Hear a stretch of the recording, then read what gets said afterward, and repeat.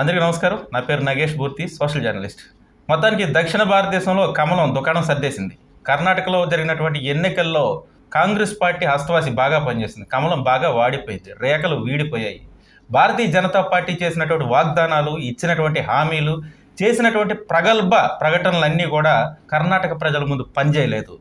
తూ పో చి అన్నారు. ప్రధానమంత్రి మోడీ వచ్చి నవ్వుతూ చేతులుపునా సరే గో బ్యాక్ మోడీ అన్నప్పుడే రిజల్ట్స్ చాలామందికి అర్థమైపోయింది. చాలామంది సీనియర్ జర్నలిస్టులు, సర్దేశాయి లాంటి జర్నలిస్టులు కూడా చాలా స్పష్టంగా కాంగ్రెస్ పార్టీ గెలుస్తుందని చెప్పినప్పటికీ మోడీ అండ్ షా వికటాట్టహాసంగా మేమే గెలుస్తున్నామని ప్రకటించారు. కానీ కర్ణాటకలో బీజేపీకి ఎప్పుడు లేనంత చేదు అనుభవం ఎదురైంది. కనీసం వాళ్ళ స్టైల్లో, అంటే భారతీయ జనతా పార్టీ చేసే స్టైల్లో నీచ రాజకీయాలు చేసి, జిత్తులు మరి నక్క రాజకీయాలు చేసి గెలవడానికి కూడా, సీట్లు కొనడానికి కూడా అవకాశం లేనంత మెజారిటీ కాంగ్రెస్ పార్టీ చేజిక్కించుకుంది. మొత్తం 136 సీట్లలో విజయడాంకా మోగించింది. కేవలం 65 సీట్లకు మాత్రం బీజేపీ సర్దుకోవాల్సి వచ్చింది. ఇక జేడీఎస్ కూడా 19 సీట్లకే పరిమితం అయ్యింది. ఇక బళ్ళారి నాయకుడైనటువంటి గాలి జనార్దన్ రెడ్డి 15 సీట్లలో పోటీ చేసినప్పటికీ ఒకే ఒక్క స్థానంలో ఆయన మాత్రం గెలిచారు. మొత్తానికి కర్ణాటక ప్రజలు కాంగ్రెస్కి జై కొట్టారు, బీజేపీని చీ కొట్టారు. భారతీయ జనతా పార్టీ దక్షిణాదిలో ఇక ఖాతా తెరవబోదనే సిగ్నల్స్ని ఇచ్చారు. ఒక పక్క కేరళలో ఎట్టి పరిస్థితుల్లో అడుగు పెట్టలేని పరిస్థితి భారతీయ జనతా పార్టీకి ఉంది. అదేవిధంగా తమిళనాడులో అడుగు కాదు కదా, వేలు గోరు కూడా పెట్టలేని పరిస్థితి ఉంది.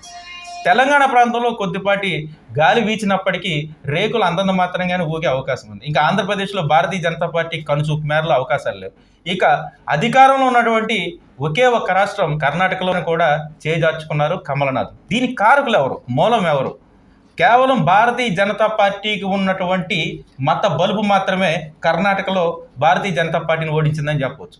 ముస్లింలకు రిజర్వేషన్ రద్దు చేస్తామని చెప్పడం ఒక భారతీయుడి లక్షణమా? భారతదేశంలో అంతర్భాగమైనటువంటి ముస్లింలు రిజర్వేషన్ రద్దు చేస్తానని చెప్పడం వల్లే ముస్లింలందరూ ఏకతాటిన కాంగ్రెస్ పార్టీకి గుద్దేశారు. ముస్లిం పార్టీలు కూడా అక్కడ పోటీ చేయకుండా కాంగ్రెస్ పార్టీకి నైతిక మద్దతు ఇచ్చాయి.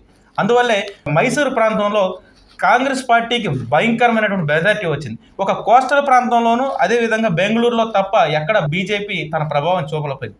మొత్తం మీద దక్షిణ భారతదేశంలో భారతీయ జనతా పార్టీ ఇక ఖాతా తెరవబోదనే సిగ్నల్స్ని ఇచ్చింది. ఇది వచ్చే సంవత్సరం జరిగే జాతీయ స్థాయి ఎన్నికలకు, పార్లమెంటు ఎన్నికలకు ఇది ఏమవుతుంది అనే సిగ్నల్స్ని ఇచ్చింది. ఇది రెఫరెండమా కాదా?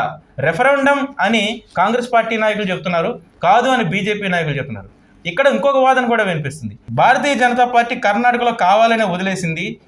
వచ్చే ఎన్నికల్లో, అంటే 2024 ఎన్నికల్లో ఈవీఎంలను సక్రమంగా వాడుకొని భారతీయ జనతా పార్టీకి ఓటేసుకునే విధంగా ప్లాన్ చేసుకుందాం, అందుకు కర్ణాటకలో వదిలేద్దామని ఒక ఊహాగానం కూడా కాంగ్రెస్ పార్టీ, బీజేపీ ఇతర నాయకుల్లో వినిపిస్తుంది. మరి ఇది ఎంతవరకు నిజమో అబద్ధమో తెలియాలి. కానీ నిజాయితీగా ఎన్నికలు జరిగితే మాత్రం కాంగ్రెస్ పార్టీకి 2024లో కూడా కేంద్ర స్థాయిలో పట్టం తప్పదని కాంగ్రెస్ పార్టీ నాయకులు చెప్తున్నారు. మరి చూడాలి, కర్ణాటక ఎన్నికలు రెఫరెండమా కాదా? Thank you. Please subscribe our channel.